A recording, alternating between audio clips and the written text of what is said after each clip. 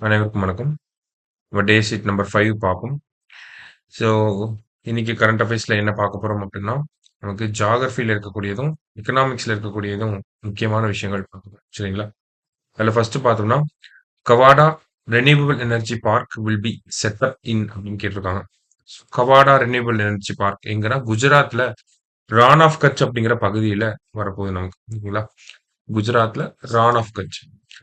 So இந்த கவாடா புதுப்பிக்கத்தக்க எரிசக்தி பூங்கா அப்படிங்கிறத பார்த்தோம்னா, உலகத்திலேயே மிகப் பெரியதாக இருக்க போகுது. ஓகேங்களா? லார்ஜஸ்ட் ரினியூவபிள் எனர்ஜி பார்க்கா இருக்க போகுது. இதோட கெப்பாசிட்டி பார்த்தோம்னா 45 ஜிகாவாட். சரிங்களா? ஸோ இதோட கெப்பாசிட்டி 45 ஜிகாவாட். அதுக்கு மேலேயும் இருக்கலாம். ஸ்டில் இனிஷியலா சொன்னது 45 ஜிகாவாட். சரிங்களா? அடுத்தது hottest year of the world in the record history அப்படின்னு சொல்லியிருக்காங்க. பதிவு செய்யப்பட்ட வரலாற்றில் உலகின் வெப்பமான ஆண்டு எது அப்படின்னு கேட்டிருக்காங்க. 2023 தான். வெப்பமான இல்ல கிளைமேட் சேஞ்ச் ரிலேட்டடா ஏதாவது ரெக்கார்ட் பிரேக் ஆயிருந்துச்சு அப்படின்னாலே அதுக்கு 2023 தான் கரெக்டான ஆன்சரா இருக்கும். சரிங்களா? இது ரிலேட்டடா நமக்கு ஒரு ரிப்போர்ட்டை பத்தியும் தெரிஞ்சுக்கணும். யுனைடெட் நேஷன்ஸ் வந்து ஒரு ரிப்போர்ட்டை ரிலீஸ் பண்ணியிருந்தாங்க. என்ன அப்படின்னு பார்த்தோம்னா, புரோக்கன் ரெக்கார்ட்ஸ் அப்படின்னு சொல்லி. ஓகேங்களா? புரோக்கன் ரெக்கார்ட் அப்படிங்கிற இந்த ரிப்போர்ட்டை யார் ரிலீஸ் பண்றாங்கன்னு கூட கேட்கலாம். ஸோ ரெக்கார்ட் பிரேக் ஆயிருக்கு அப்படின்னு சொல்லி நம்ம விளையாட்டு ரீதியாக எதுவும் போற்றக்கூடாது. புரோக்கன் ரெக்கார்ட் அப்படின்னா வேர்ல்டோட இந்த மாதிரி பல ரெக்கார்ட்ஸை வந்து போன வருஷம் பிரேக் பண்ணியிருப்பாங்க. சரிங்களா? பிரேக் ஆயிருக்கு நேச்சுரலி. ஸோ அதனால தான் யூஎன் கிளைமேட் சேஞ்ச் ரிலேட்டடா ஒரு ரிப்போர்ட் ரிலீஸ் பண்றப்போ புரோக்கன் ரெக்கார்டுனே அந்த ரிப்போர்ட்டை ரிலீஸ் பண்ணியிருந்தாங்க. சரிங்களா? ரைட் 2023.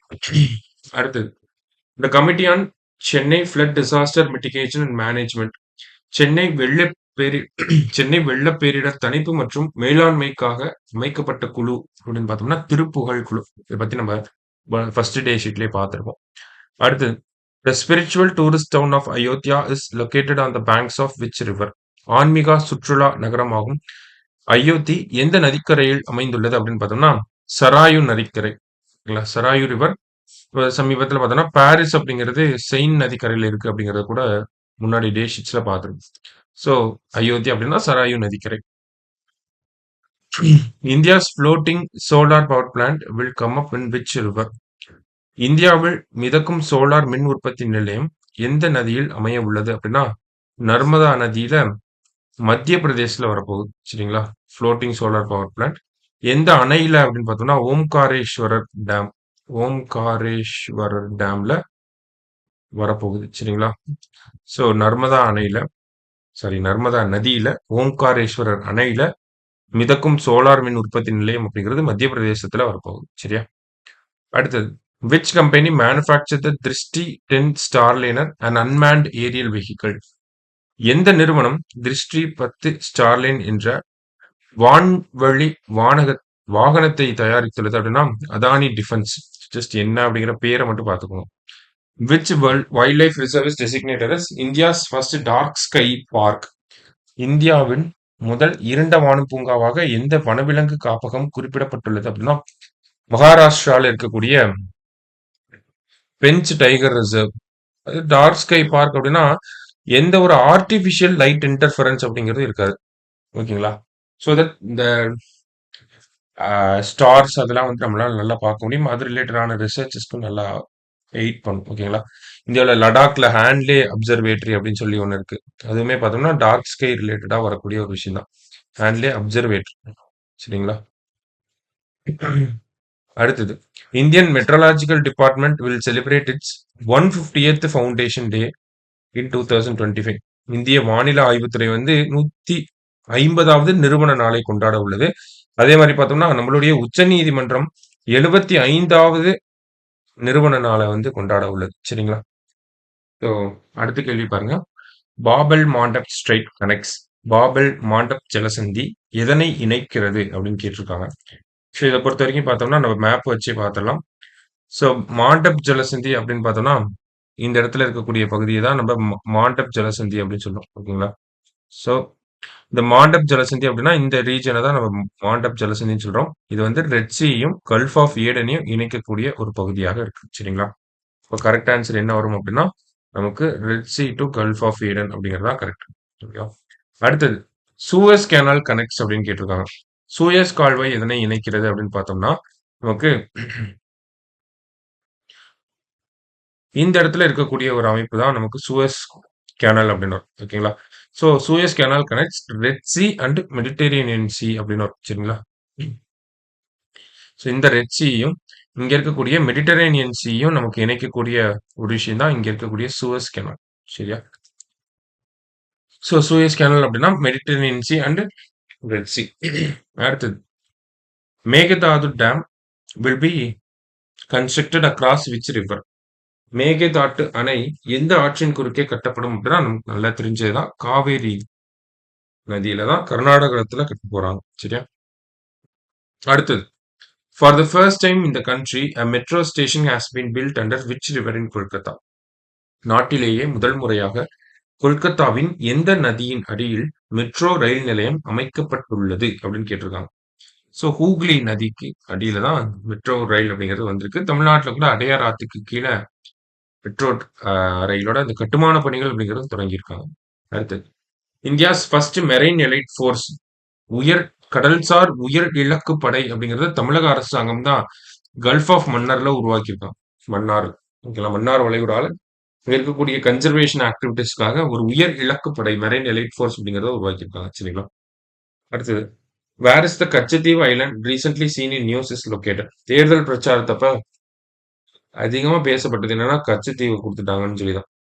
ஸோ அந்த கச்சத்தீவு எங்க இருக்கு அப்படின்னு பார்த்தோம்னா பாக் ஜலசந்தி பாக் ஸ்ட்ரெயிட்ல இருக்கு. ஓகேங்களா? ஸோ பாக் ஸ்ட்ரெயிட் அப்படிங்கிறது தான் கரெக்ட். ஓகேங்களா? பாக் அப்படிங்கிற எழுத்து இங்கிலீஷ்ல எழுதணும் அப்படின்னா அதுலயே கே அப்படிங்கிறது வரும். இப்போ கச்சத்தீவு கே ஃபார் கச்சத்தீவுன்னு ஞாபகம் வச்சுக்கணும். ஓகேவா? அடுத்தது geographical identification comes under which ministry? Ministry of commerce and industry. சரிங்களா? புவிசார் குறியீடு வர்த்தகம் மற்றும் தொழில்துறை அமைச்சகத்துக்கு கீழே வருது. 1998ல ஜிஐ டேக் ஆக்ட் அப்படிங்கிறதே கொண்டு வந்திருப்பாங்க. சரிங்களா? எப்போ அப்படின்னு பார்த்தோம்னா நமக்கு இந்த ஜிஐ டேக் ஆக்ட் அப்படிங்கிறதே நமக்கு கொண்டு வந்திருப்பாங்க 1998ல. ஸோ மற்றபடி வேற என்ன இருக்கு அப்படின்னு பார்த்தோம்னா எங்க அதிகமா ஜிஐ டேக் இருக்கு அப்படிங்கறத நம்ம கேட்டிருப்பாங்க. அடுத்த கொஸ்டின் அதான் வந்திருக்கு. ஓகேங்களா? Which district has the highest number of GI tag products? ஒரு டிஸ்ட்ரிக்ட் ஓகேங்களா? இந்த இடத்துல மாநிலம் கேட்கல, அதை நல்லா புரிஞ்சுக்கணும். என்ன கேட்டிருக்காங்க அப்படின்னா நமக்கு which district has the highest number of GI products அப்படின்னு கேட்டிருக்காங்க. மாநிலம் வரப்ப சரி ஒரு மாவட்டம்னு வரப்ப வாரணாசியில தான் கிட்டத்தட்ட 30க்கும் மேற்பட்ட ப்ராடக்ட்ஸ் வந்து வந்திருக்கு. ஓகேங்களா?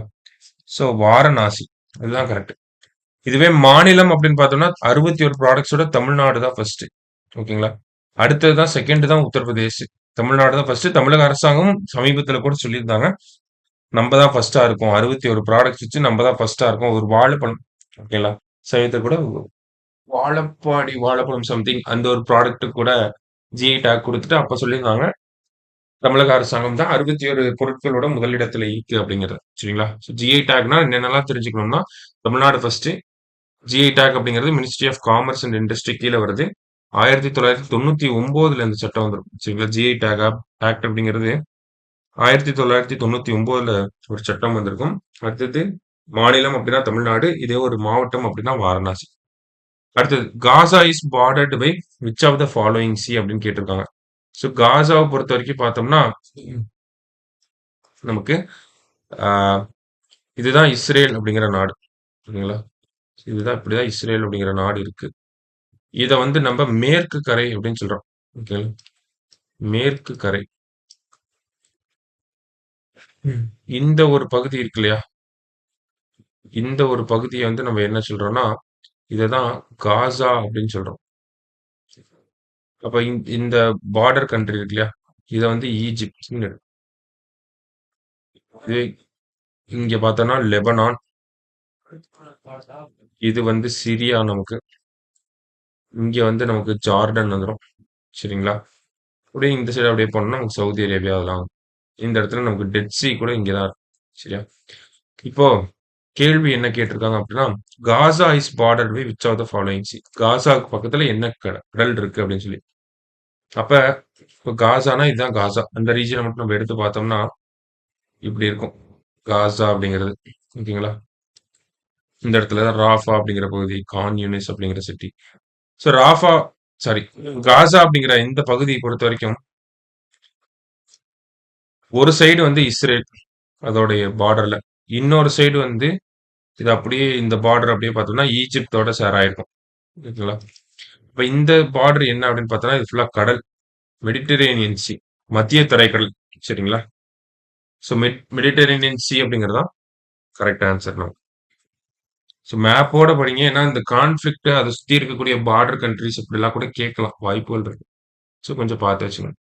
அடுத்தது IUCN has listed mangroves in coastal regions of Tamil Nadu, Sri Lanka and Maldives as IUCN Tamil Nadu, இலங்கை மற்றும் மாலத்தீவுகளின் கடலோர பகுதிகளில் உள்ள சதுப்பு நிலங்களை எவ்வாறு பட்டியலிட்டுள்ளது அப்படின்னா கிரிட்டிக்கலி என்டேஞ்சர்ட்னு சமீபத்தில் ஒரு ரிப்போர்ட்ல சொல்லியிருந்தாங்க. சரியா? ஸோ அதை மட்டும் தெரிஞ்சுக்கிட்டா போதும், ரொம்ப டீப்பா போக வேண்டாம். அடுத்தது which beach in Tamil Nadu has got blue flag recognition? தமிழகத்தில் எந்த கடற்கரை நீலக்கொடி அங்கீகாரம் பெற்றுள்ளது அப்படின்னா கோவளம். அதற்கு தான் வந்து கொடுத்திருக்காங்க. Which of the following committees related to elephant corridors in Tamil Nadu? இந்த நாகநாதன் ஆணையம் பத்தி நம்ம பார்த்தோம். 42 எலிஃபண்ட் காரிடார்ஸ் வந்து சொல்லியிருக்காங்க அப்படின்னு சொல்லி ஃபர்ஸ்ட் டே ஷீட்லேயே பார்த்தோம். பார்க்காதவங்க அது ஒரு தடவை பார்த்துருக்கோம். சரியா? Water for Athikadavu Avinashi scheme will be taken from which river? Athikadavu Avinashi திட்டத்திற்கு எந்த ஆற்றிலிருந்து தண்ணீர் எடுக்கப்படும் அப்படின்னா பவானி ஆற்றிலிருந்து தான் தண்ணீர் எடுக்கப்படும். சரிங்களா? அடுத்து எக்கனாமிக்ஸ் பார்க்குறோம். What percentage of fiscal deficit has been fixed in the budget 24-25? Central budget கேட்டிருக்காங்க. 2024-25 பட்ஜெட்டில் எத்தனை சதவீதம் நிதி பற்றாக்குறை நிர்ணயம் செய்யப்பட்டுள்ளது அப்படின்னு கேட்டிருக்காங்க. பார்த்தோம்னா 4.9% ஃபிக்ஸ் பண்ணியிருக்காங்க. சரிங்களா? டேட்டா ஞாபகம் வச்சுக்க வேண்டியது. அடுத்தது ஏஞ்சல் இன்வெஸ்டார் மீன்ஸ் அப்படின்னு கேட்டிருக்காங்க. ஏஞ்சல் இன்வெஸ்டார்னா என்ன அப்படின்னு கேட்டிருக்காங்க. ஸோ இன்வெஸ்டர் இன் ஸ்டார்ட் அப்ஸ், அதாவது நான் ஸ்டார்ட் அப் வச்சிருக்கேன், ஆனா என்கிட்ட இன்வெஸ்ட் பண்றதுக்கு அமௌண்ட் இல்லை. இப்ப ஏஞ்சல் மாதிரி வந்து ஒருத்தர் என் ஸ்டார்ட் அப் மேல இன்வெஸ்ட் பண்றாங்க. அந்த மாதிரி ஏஞ்சல் மாதிரி வந்து இன்வெஸ்ட் பண்றாங்க இல்லையா ஒரு ஸ்டார்ட் அப் மேல, அந்த மாதிரி இன்வெஸ்ட் பண்றவங்க மேல ஒரு வரி போடுவாங்க. அதுதான் ஏஞ்சல் டாக்ஸ் அப்படின்னு சொல்லுவாங்க. 2012 வந்திருக்கும். பிரணாப் முகர்ஜி அவர்கள் நிதியமைச்சரா இருந்தப்ப கொண்டு வந்திருப்பாரு. 2024 பட்ஜெட்ல இந்த ஏஞ்சல் டாக்ஸ் அப்படிங்கறத ரத்து பண்ணிட்டாங்க. ஸோ அந்த பின்னணியில நம்ம பார்ப்போம். அடுத்து retirement age of president and members of GST appellate tribunal அப்படிங்கிறது 17 கொடுத்துருக்காங்க. யார் அப்படின்னா எஸ்கே மிஸ்ரா. ஓகேவா? 3 years are 70 years of age. அடுத்தது which state ranks first in electronics export in India? Electronics எக்ஸ்போர்ட்னாலும் சரி, எலக்ட்ரானிக்ஸ் எக்ஸ்போர்ட்னாலும் சரி, தமிழ்நாடு வந்துடணும். சரிங்களா? அடுத்தது MS Swaminathan committee on agriculture was constituted in which year? விவசாயத்திற்கான MS சுவாமிநாதன் குழு எந்த ஆண்டு அமைக்கப்பட்டது அப்படின்னா 2004. சமீபத்துல ஹரியானா, உத்தரப்பிரதேசத்துல இருக்கக்கூடிய விவசாயிகள்லாம் பிப்ரவரி மாசம் ஒரு போராட்டம் பண்ணாங்க. எதுக்காக அப்படின்னு பார்த்தோம்னா இந்த MS சுவாமிநாதன் குழுவோட பரிந்துரைகளை மத்திய அரசாங்கம் செயல்படுத்தணும். அவர் வந்து என்ன பரிந்துரை கொடுத்திருப்பாரு அப்படின்னா MSP அப்படிங்கிறது ஆவரேஜ் ப்ரொடக்ஷன் காஸ்டோட ஒரு 50% அதிகமா இருக்கணும் அப்படிங்கறத சொல்லியிருப்பாரு. ஓகேங்களா? இந்த குறைந்தபட்ச ஆதரவு விலை அப்படிங்கிறது சராசரி அந்த உற்பத்தி செலவை விட ஒரு 50% அதிகமா இருக்கணும் அப்படிங்கறத சொல்லியிருப்பாரு. ஸோ அதை இம்ப்ளிமெண்ட் பண்ணணும் அப்படிங்கிற ஒரு போராட்டத்துல இருந்திருப்பாங்க. அடுத்தது how many percentage of foreign direct investment is allowed in space sector? விண்வெளி துறையில் எத்தனை சதவீதம் அந்நிய நேரடி முதலீடு அனுமதிக்கப்படுகிறது அப்படின்னா 100% கொடுத்துட்டாங்க. அடுத்தது India signed it's first free trade agreement with which country? India தனது முதல் தடையற்ற வர்த்தக ஒப்பந்தத்தில் எந்த நாட்டுடன் கையெழுத்திட்டது அப்படின்னா UAE. ஸோ இதெல்லாம் ஜஸ்ட் என்னன்னு பார்த்து வச்சுக்கோங்க. Among top 10 trade partners of India, India has trade surplus with which கண்ட்ரின்னு கேட்டிருக்காங்க. இந்தியாவின் முதல் 10 வர்த்தக நாடுகளில் இந்தியா எந்த நாட்டுடன் வர்த்தக உபரியை கொண்டுள்ளது? ஸோ இதை எக்ஸ்பெக்ட் பண்ணவே மாட்டோம். ஆனா அமெரிக்கா கூட தான் நம்மளோட வர்த்தக உபரி, அதாவது அவங்களுக்கு அதிகமா எக்ஸ்போர்ட் தான் பண்றோம் அங்கிருந்து இம்போர்ட் பண்றதை விட, அதான் ட்ரேட் சர்ப்ளஸ் அப்படின்னு சொல்றோம். சரிங்களா? நம்ம அமெரிக்காவுக்கு அதிகமா கொடுக்குறோம், அமெரிக்காட்ட இருந்து கம்மியா தான் நம்ம வாங்கிக்கிறோம். அதனால தான் இந்த ட்ரேட் சர்ப்ளஸ். வித்தியாசமா இருந்த விஷயம், நியூஸ் பேப்பர்ல வந்த ஒரு விஷயம் தான். நோட் பண்ணி வச்சுக்கோங்க. அடுத்தது, by which year IRDAI strives to achieve insurance for all. IRDAI அனைவருக்கும் காப்பீடு என இலக்கு நிர்ணயித்த ஆண்டு எது அப்படின்னா 2047க்குள். சரிங்களா? ஸ்டாட்டிக் இதெல்லாம். In which month did the GST revenue cross 2 lakh crore for the first time. GST வருவாய் முதல் முறையாக எந்த மாதத்தில் 2 லட்சம் கோடியை தாண்டியது அப்படின்னு கேட்டிருக்காங்க. ஏப்ரல் 2024 தான் 2 lakh crore அப்படிங்கிற டார்கெட்டை ரீச் பண்ணுச்சு ஜிஎஸ்டி கலெக்ஷன். சரிங்களா? ஸோ இதெல்லாம் முக்கியமான கேள்வி. ஜூலை 2017 இருந்து ஜிஎஸ்டி வாங்கிட்டு இருக்காங்க. ஏப்ரல் 2024 தான் முதல் முறையா அந்த 2 லட்சம் கோடியை ஜிஎஸ்டி அப்படிங்கறத தாண்டி இருக்கு. சரிங்களா? அடுத்தது, which district in Tamil Nadu has the highest per capita income. So இது ஒரு முக்கியமான ஒரு விஷயம். தமிழ்நாட்டுல சமீபத்துல பார்த்தோம்னா மெட்ராஸ் ஸ்கூல் ஆஃப் எக்கானாமிக்ஸ் வந்து ஒரு ரிப்போர்ட் ரிலீஸ் பண்ணியிருந்தாங்க. அதுல பார்த்தோம்னா இந்தியாவோட பெர் கேபிட்டா இன்கம் சராசரியா 1.48 lakh. ஓகேங்களா?